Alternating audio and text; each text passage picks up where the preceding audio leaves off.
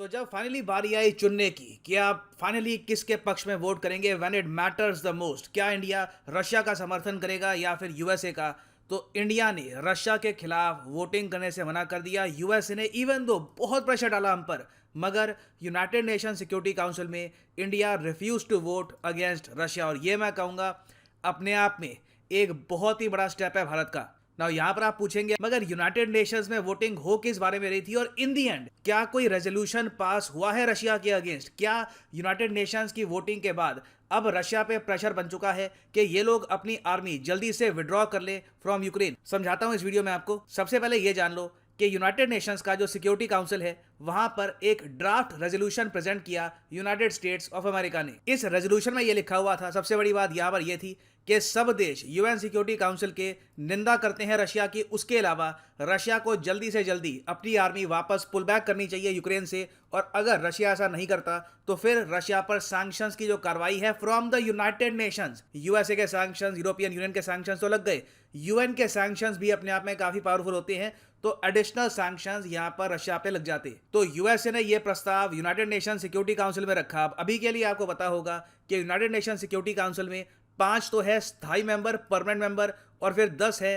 अस्थायी मेंबर, जिनमें आपको दिखेगा Albania, Brazil, Gabon, Ghana, India, Ireland, Kenya, Mexico, Norway और यूनाइटेड अरब एमिरेट्स। वोटिंग यहां पर हुई। यूएस ने इंडिया को खूब कहा कि प्लीज इस बार यहां पर यस वोट कर दो, क्योंकि हम चाहते हैं कि प्रॉपरली ये रेजोल्यूशन पास हो जाए और रशिया को काफी एम्बेरसमेंट भी यहां पर झेलनी पड़े।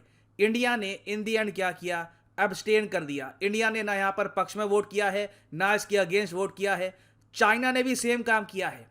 चाइना ने भी यहां पर नो का बटन नहीं दबाया। चाइना ने भी कहा कि हम यहां पर वोट ही नहीं करेंगे, हम इस रेजोल्यूशन से खुद को कर रहे हैं दूर। और ना सिर्फ इंडिया और चाइना, इंटरेस्टिंगली एक तीसरा कंट्री यहां पर और आ गया, यूनाइटेड अरब एमिरेट्स, यूएई ने भी यहां पर रशिया के खिलाफ वोट करने से मना कर दिया। तो यही मैं कहूंगा रशिया की काफी बड़ी जीत है कि एशिया की 2 मेजर कंट्रीज, आप कह लो जो मेन कंट्रीज हैं आबादी के हिसाब से, इकोनॉमी के हिसाब से, इंडिया, चाइना, इन्होंने रशिया के खिलाफ वोट नहीं किया। फिर इवन जो गल्फ कोऑपरेशन काउंसिल में जो एक बहुत ही इंपॉर्टेंट मेंबर है यूएई, जिसकी काफी कोऑपरेशन भी है यूएसए के साथ, वो भी रशिया के अगेंस्ट वोट नहीं कर रहा। अब यहां पर आप कहेंगे मगर बाकी वोट तो काफी दिख रहे हैं, फ्रांस है, यूके है, यूएसए है, इवन ब्राजील ने भी रशिया के अगेंस्ट वोट कर दिया। तो यहां पे आप समझ सकते हैं कि जो ब्रिक्स कंट्रीज का ग्रुप है उसका कोई यहां पर इंपैक्ट नहीं था। ब्राजील ने सीधा सीधा यहां पर कहा कि रशिया गलत कर रहा है, इनके अगेंस्ट वोट कर दिया। तो अगर यहां पे आप सोच रहे हैं कि ये रेजोल्यूशन पास हो गया होगा, तो इसका आंसर है नहीं, क्योंकि रशिया के पास वीटो पावर है as a permanent member of the UN Security Council. तो इवन दो रशिया यहां पर आप कह लीजिए ऑफिशियली वोट तो नहीं कर रहा था, मगर इनका फाइनल वोट यहां पर गया वीटो, कि ये पूरा प्रस्ताव फाड़ के आप बस फेंक दीजिए, इट डज नॉट मैटर, जो भी बातें यहाँ पे आपने लिखी है इसको हम पास नहीं होने देंगे। रशिया का पहले से ही ये प्लान था, चाहे इंडिया, चाइना एक बार को रशिया के अगेंस्ट भी वोट कर देते, रशिया इस प्रस्ताव को वीटो कर सकता था। और इससे पहली बात तो हमको ये पता लगती है, वैसे आप अगर देखें कि यूएन सिक्योरिटी काउंसिल कितना ज़्यादा डिसफंक्शनल है, बट अभी के लिए रशिया ने यह इंश्योर कर दिया है कि जो भी इनका बलिदान हुआ है, बताया जा रहा है, यूक्रेन ने क्लेम किया है कि 1000 से ऊपर रशियन सैनिक मर चुके हैं। और ऑफ कोर्स इस सब के दौरान रशिया ने बहुत सारी जो जमीन है यूक्रेन की ये भी ऑक्यूपाई कर ली है।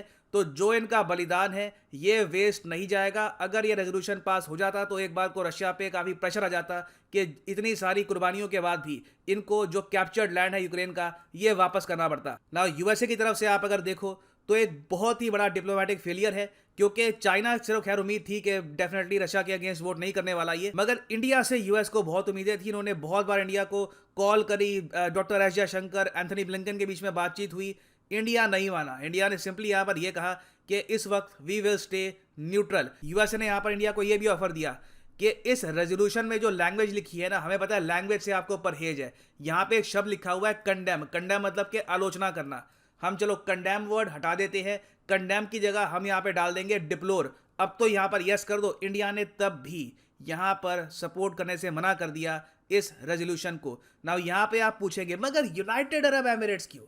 हमारे रीजन समझ में आते हैं, हिस्टोरिकल रीजंस हैं, मिलिट्री रीजंस हैं, मगर यूएई यहाँ पर क्यों सपोर्ट करेगा रशिया का? तो देखिए मैं आपको बता दूं कि पहली बात तो 2019 से यूएई एक डिफेंस बायर बन चुका है रशिया का। इन्होंने $710 मिलियन के डिफेंस वेपन्स परचेज किए हैं फ्रॉम रशिया। उसके अलावा देखिए एक ईरान का फैक्टर भी है। सऊदी अरेबिया और यूएई की कोशिश रही है बहुत ही लंबे समय से कि रशिया का जो सपोर्ट है ईरान की तरफ, ये सपोर्ट खत्म हो जाए। तो इसके लिए भी ये लोग कोशिश कर रहे हैं कि रशिया के साथ कोऑपरेशन बढ़ाएं। फिर देखिए एक यहाँ पर फैक्टर आता है तेल का।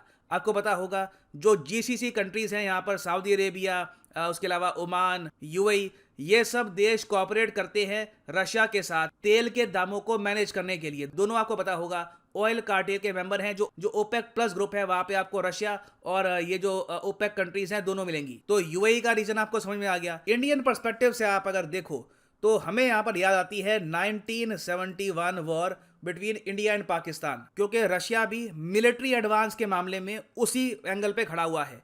1971 वॉर में मैं आपको ये बता दूं कि जब यूएसए को पता लग गया कि पाकिस्तान के दो टुकड़े होने वाले हैं, Bangladesh as a country independent होकर खड़ा हो जाएगा और इंडियन मिलिट्री बहुत ही जल्द एक मैसिव सरेंडर करवाने वाली है पाकिस्तान का, तो यूएसए ने उस टाइम भी एक रेजोल्यूशन प्रेजेंट कर दिया यूनाइटेड नेशंस के सिक्योरिटी काउंसिल में, और उसमें यह लिखा था कि इंडिया को अभी के अभी अपनी सेना को वापस लाना होगा। इसके आगे अगर इंडिया गया तो यूएन के सैंक्शंस लग जाएंगे। उस वक्त यूएसएसआर ने इंडिया का समर्थन दिया था और वीटो कर दिया था। और यहां पे आप देख पाएंगे पाकिस्तान का न्यूज आउटलेट है, डॉन का आर्टिकल है, Soviet vetoes blamed bye US for Pakistan division. अगर यूएसएसआर उस वक्त यूएसए का जो प्रस्ताव है उसको वीटो ना करता तो पाकिस्तान का विभाजन शायद ना होता। तो इंडिया का आप अगर देखें तो एक हिस्टोरिकल पर्सपेक्टिव है। हम लोग समझ सकते हैं कि रशिया आज के समय किस चीज से गुजर रहा है। इन्होंने बहुत कुर्बानियां दी हैं, ये अपने लक्ष्य के काफी करीब हैं। इस वक्त रशिया के अगेंस्ट जाना, इनके अगेंस्ट वोट करना इनको काफी बड़ा नुकसान पहुंचा सकता था ना। अब यहां पर आप पूछेंगे इसका मतलब क्या है, अब आगे क्या होगा, क्या वायलेंस कंटिन्यू होता रहेगा? देखिए वायलेंस कोई भी देखना नहीं चाहता। जो आज के समय सीन्स आ रहे हैं from Ukraine, they are heart breaking.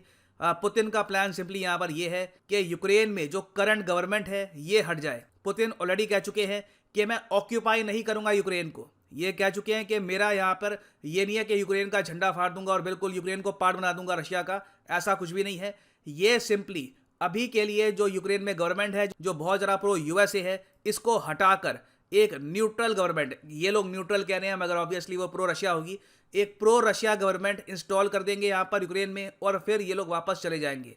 ये पुतिन का टारगेट है। अब देखना यहाँ पर ये होगा कि यूक्रेन की करंट गवर्नमेंट कब तक यहाँ पे रेजिस्टेंस दिखाएगी। आप अगर ह्यूमैनिटेरियन पर्सपेक्टिव से सोचकर देखें तो अगर यूक्रेन के प्रेसिडेंट चाहते हैं कि उनके लोग बचे रहे और वायलेंस ना हो और सिविलियंस की डेथ ना हो, तो एक बार को इनके सामने ऑप्शन है कि सरेंडर भी कर दे। बट अभी के लिए ये लोग सरेंडर नहीं कर रहे, इवन दो इनके सामने एक बहुत ही ज़रा बड़ा कंट्री है। उल्टा आप अगर देखो तो यूक्रेन के प्रेसिडेंट ने यह कहा है कि जो भी यूक्रेन के नागरिक हैं, मेल नागरिक जो 18 से लेकर 60 ईयर्स के बीच में है, ये यूक्रेन छोड़ के नहीं जा सकते। जैसे जैसे सिपाहियों की कमी पड़ेगी इनको सिपाही बनाकर रशिया से लड़वाएंगे। बाकी जो फीमेल्स हैं, जो बच्चे हैं, वो आराम से यूक्रेन छोड़कर पोलैंड वगैरह और जगह जा सकते हैं। उसके अलावा यूक्रेन की सरकार ने यह भी कहा है कि जो यूक्रेन के नागरिक यूक्रेन से बाहर हैं, पोलैंड में और जगह काम कर रहे थे, ये भी जल्दी से जल्दी वापस आए और यूक्रेन के लिए लड़े। तो देखिए गुरिल्ला वॉरफेयर यहाँ पे होगी और ऑब्वियस ही बात है जब गुरिल्ला वॉरफेयर स्टार्ट हो जाती है एक बहुत ही ज़्यादा डेंसली पॉपुलेटेड एरिया में, तो खून खराबा तो यहाँ पर बहुत ही बड़े स्केल पर होने वाला है। मैं उम्मीद यही करता हूँ यहाँ पर कि सेंस प्रिवेल करे, एक ना एक पार्टी अपना ईगो, अपने ऑब्जेक्टिव्स छोड़ दे और ओवरऑल ह्यूमैनिटी के बारे में सोचकर निर्णय ले। और अगर यहाँ पे आप सोच रहे हैं कि बस इंडिया की अग्नि परीक्षा खत्म, अब आराम से हमें कोई टेंशन नहीं है कि यहाँ पर यूरोप में क्या हो रहा है, हम पे जियोपॉलिटिकल प्रेशर नहीं आएगा, तो आप गलत है। अभी तो बस शुरुआत थी। अभी देखिए जापान में बहुत ही जल्द होने वाला है क्वाड का सेशन, क्वाड की मीटिंग होगी, पीएम मोदी जाएंगे जापान में। वहाँ पे मोदी जी के लिए बहुत ही मुश्किल होगा कि सब वर्ल्ड लीडर्स के सामने ओपनली ये कह देना कि हम रशिया के अगेंस्ट स्टेटमेंट नहीं देंगे। तो अभी असली टेस्ट जो है इंडिया का ये कुछ हफ्तों बाद आपको दिखेगा।